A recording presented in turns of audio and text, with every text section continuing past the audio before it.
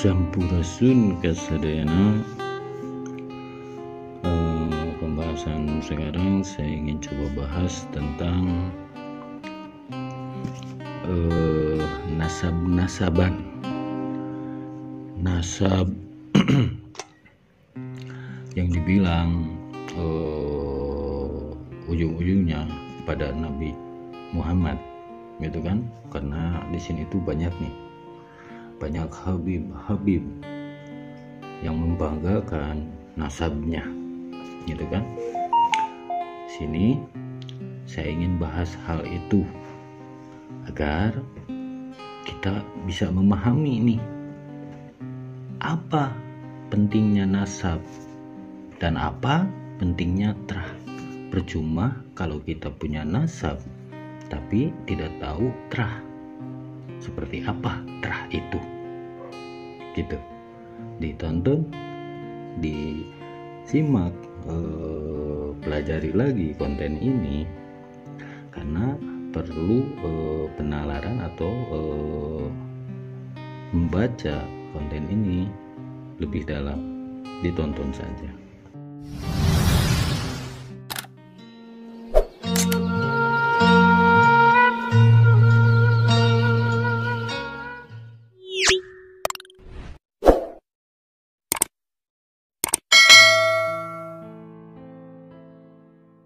Saya lihat di salah satu konten tentang nasab-nasaban, entah itu nasab A atau nasab B.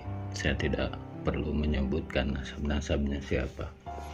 Cuman yang jadi pertanyaan saya gitu, pentingnya nasab itu seperti apa, gitu kan? Percuma kita punya nasab hanya sekedar ibaratnya nasab dari nabi terakhir, yaitu Kanjeng Nabi Muhammad Shallallahu Alaihi Wasallam. Percuma kalau kita hanya membanggakan nasab kita, gitu kan? Terus tidak tahu terah, gitu. Nah, sebelum membahas lebih dalam lagi, saya ingin coba jelaskan terlebih dahulu yang namanya terah, ya. Nah, begini, terah itu mungkin sedikit terdengar aneh kalau saya membahas tentang terah, sebab terah itu bukan darah daging. Paham ini? Terah itu bukan darah daging. Terah itu kalau orang Jawa bilangnya ketitisan, itu terah. Ketitisan itu terah namanya, begitu. Jadi bukan darah daging. Kalau nasab itu baru darah daging. Terah itu ketitisan atau tugas yang harus dilanjutkan. Terah leluhur atau tugas dari leluhur yang beliau belum selesaikan, kita sebagai anak cucunya kita selesaikan. Itu terah. Jadi percuma kita mengakui nasab A, nasab B, bahkan sampai bawa nama Kanjeng Nabi, meskipun di Nusantara ini banyak keturunan-keturunannya.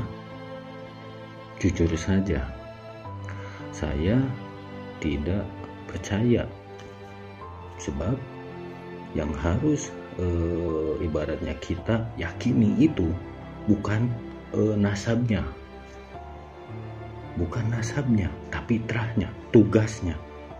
Benar enggak para habib ini menyampaikan tugas, menyampaikan atau melanjutkan tugas Nabi Muhammad Shallallahu Alaihi Wasallam? Untuk apa? Untuk menyampaikan pada umat agar umat ini bisa ibaratnya mengontrol atau Islam. Karena Islam ini kalau saya jelaskan ini sangat dalam, gitu. Jadi kalau saya mohon maaf, saya sebenarnya tidak percaya pada habib-habib, sebab Habib itu saya bisa percaya kalau saya melihat dengan mata kepala saya sendiri ketika para habib itu langsung menyampaikan ilmunya dan sampai pada ibaratnya telinga saya dan sampai pada pemikiran saya. Walaupun penyampaian dari beliau-beliau ini berbeda, insya Allah saya bisa memfilter mana yang benar dan mana yang salah gitu. Sebab kenapa yang saya kecewa itu bangsa kita, bangsa Nusantara banyak dikendalikan oleh mereka gitu. Kenapa seperti itu? Kan kita harus tahu dalam perjanjian yang disebut perjanjian Sabdo Palo itu kan. Nah, di situ sudah jelas bahwa Islam boleh atau agama lain boleh masuk ke Nusantara ini, asal jangan ibaratnya dicampur, asal jangan merusak adat budaya Nusantara. Saya kecewa melihat banyak manusia, banyak anak-anak Nusantara ini atau anak cucu bangsa Nusantara ini berpakaian seperti di Timur Tengah sana. Itu yang buat saya kecewa. Sebab yang saya pelajari dari penyampaian beliau itu kan, untuk apa kita membahas A sampai Z isi Quran ini, untuk apa kalau tidak tahu intisari dalam Quran. Sebenarnya intisari Quran itu hanya 4 isinya, meskipun ada banyak dan tebal, tapi intisarinya cuma 4 dalam Quran itu gitu. Yaitu yang pertama bismillah, karena Allah. Yang kedua ikhlas. Yang ketiga pasrah. Yang keempat ridho. Hanya itu.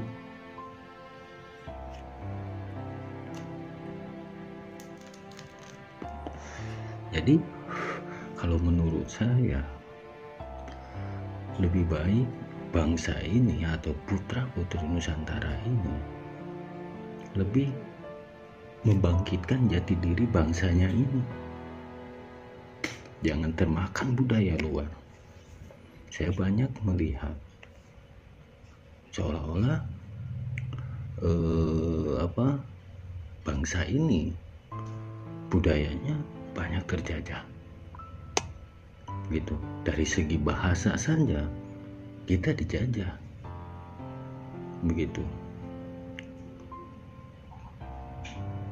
Maaf jika ada yang tersinggung, tapi saya hanya menyampaikan bahwa bangsa ini kita sebagai anak bangsa, anak Nusantara ini harus berani membangkitkan jati diri bangsa ini gitu. Jangan termakan bualan-bualan tentang agama gitu. Karena syahadat saja, syahadat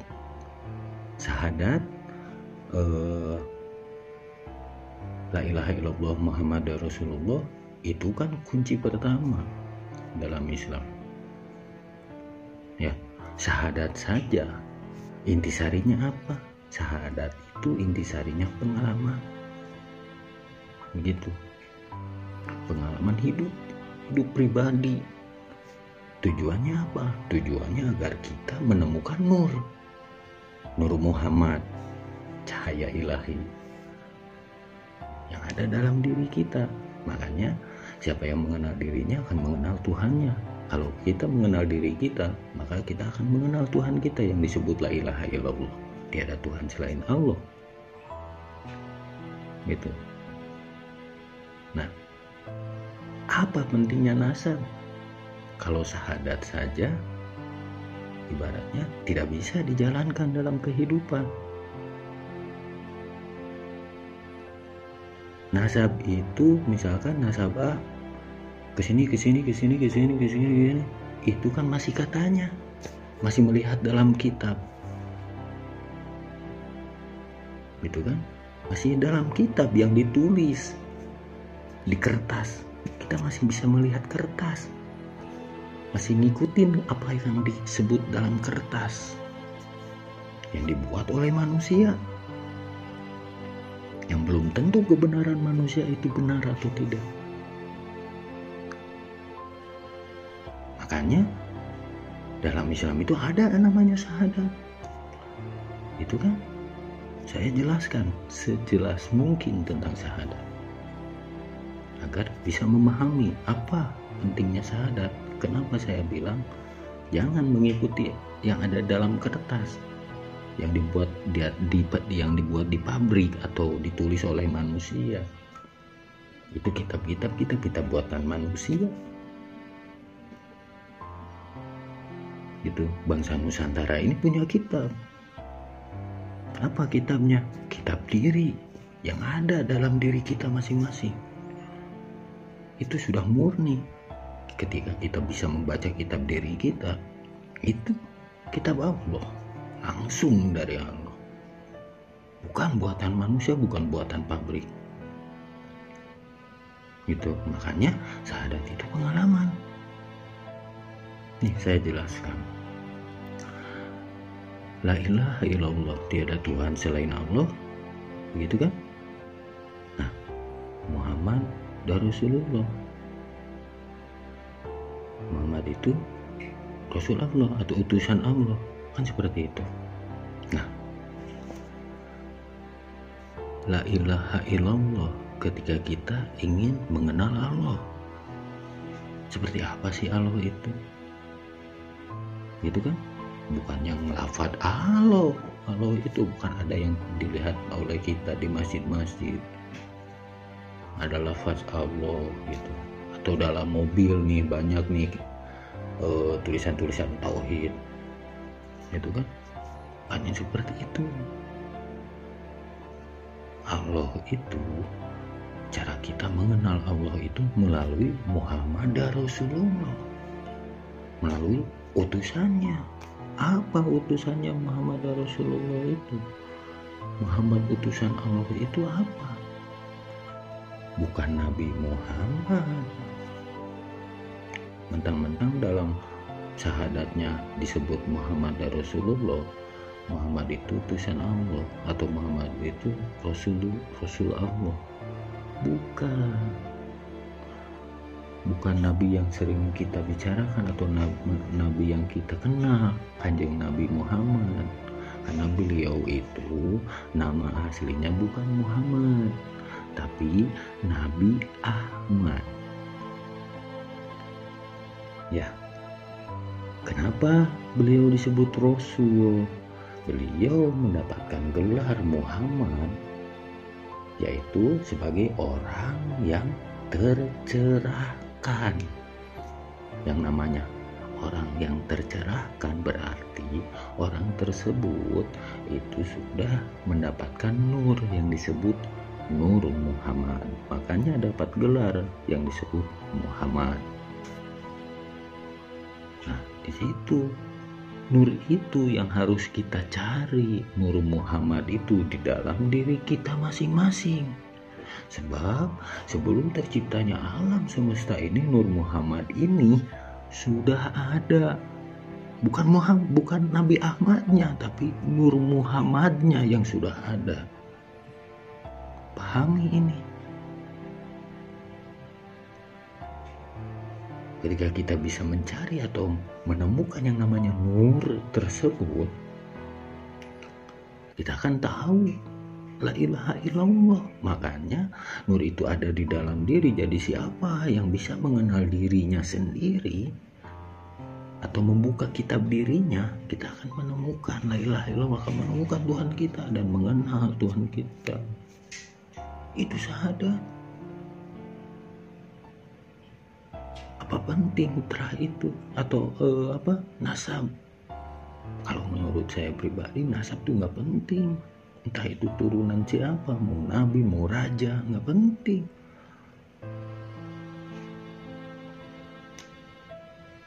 Yang penting atau yang harus kita hormati itu orang tua kita, bukan nasab-nasab dari nabi, bukan. Yang harus dihormati itu orang tua kita, leluhur kita.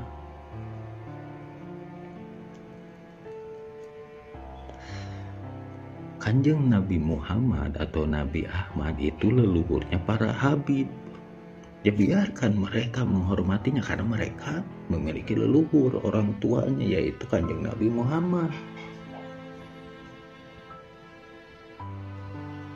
Nah, kita juga punya leluhur, kita juga punya orang tua. Bahkan orang tua kita yang mengajarkan kita langsung. Kenapa kita tidak menghormati orang tua kita? Malah difitnah orang tua kita. Leluhur-leluhur kita tuh difitnah, banyak yang difitnah. Seolah-olah ketika kita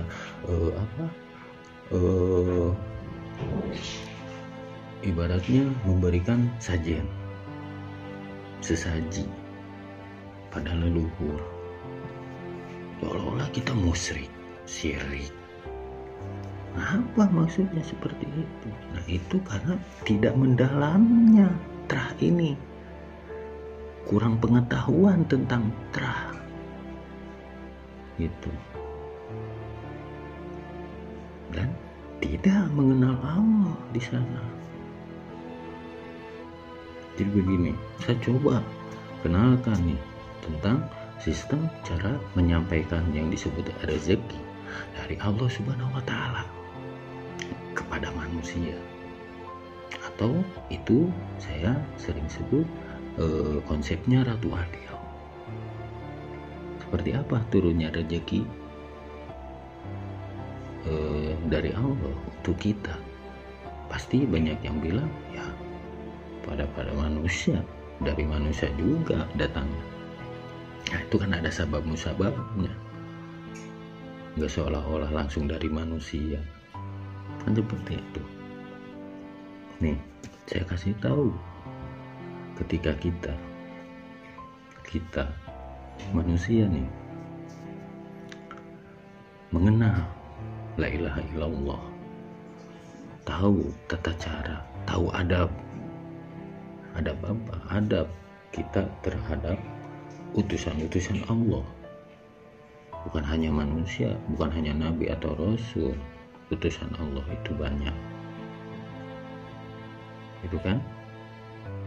Nah, turunnya rezeki dari Allah melalui beliau para utusannya sebelum nyampe pada kita, dan seperti itu. Misalkan kita jualan kita apa itu kan, taruh saja kita jualan misalkan baju lah. Nah, ketika kita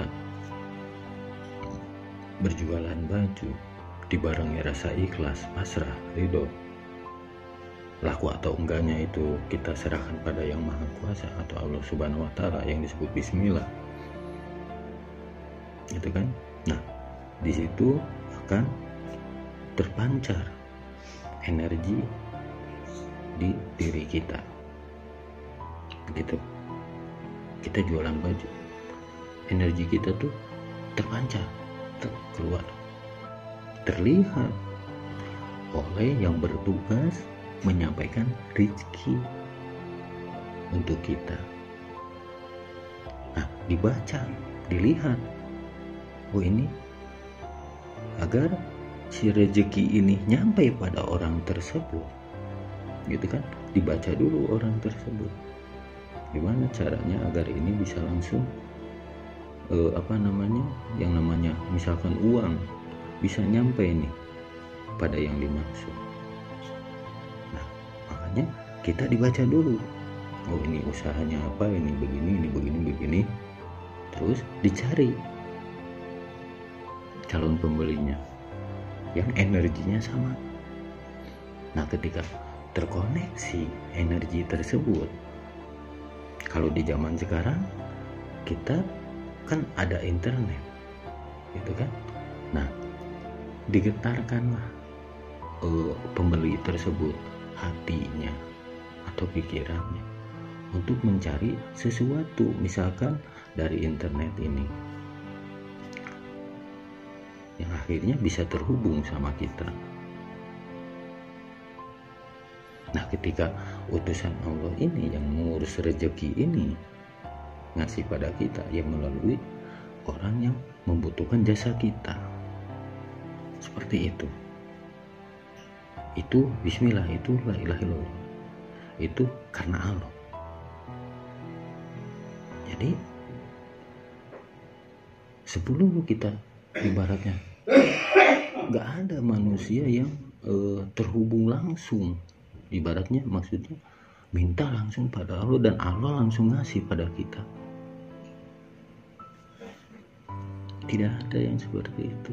Ibaratnya manusia itu hanya butiran debu dan Allah itu maha besar.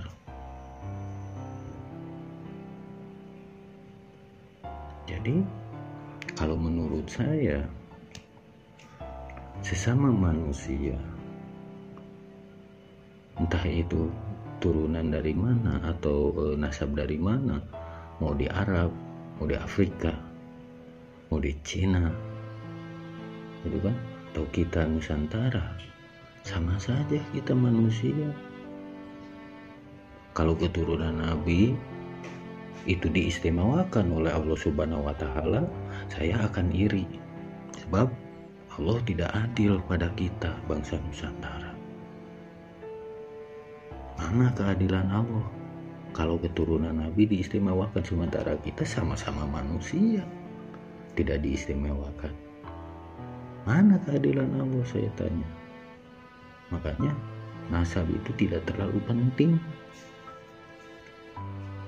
kalau kita mengenal Allah. Untuk apa diributkan sampai bawa-bawa agama, bahwa orang yang tidak tahu nasab anu berarti Islamnya abal-abal. Orang yang mengakui nasab ini sama orang yang bilang seperti itu sama-sama abal-abalnya, karena tidak mengenal Allah. Jika kita tahu Allah itu maha mengetahui, Allah itu maha adil, maha dari segala maha, kita akan tahu tidak ada perbedaan antara manusia. Hanya membedakan itu hanya jenis kelamin, pria dan wanita.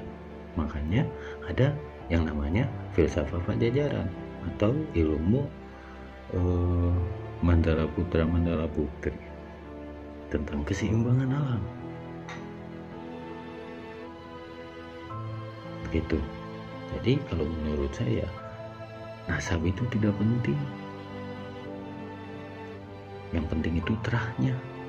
Dan faham terah itu juga bukan darah daging, melainkan tugas yang harus dilanjutkan oleh keturunannya atau yang dipilih. Gitu. Ya. Mudah-mudahan bisa dipahami. Saya mohon maaf jika ada yang tersinggung, dan coba dipelajari lagi, coba difahami lagi lebih dalam agar kita tidak timbul fitnah. Timbul fitnah karena mungkin di dalam pembahasan ini ada penggemar-penggemar para Habib yang mendengarkan, atau pengikut para Habib yang mendengarkan. Jika tersinggung saya mohon maaf, tapi alangkah baiknya dipelajari lagi, jadi agar kita tercerahkan. Yang namanya Nur Muhammad itu, nur itu cahaya yang bisa mencerahkan seseorang, hanya cahaya, bukan kegelapan. Ya. Jadi agar kita paham, mulailah atau belajar menerima sesuatu yang faham-faham ini tidak sesuai dengan pemikiran kita. Alangkah baiknya kita pelajari dulu sebelum kita menjustis. Sekian pembahasan kali ini. Wassalamualaikum warahmatullahi wabarakatuh. Sampurasun.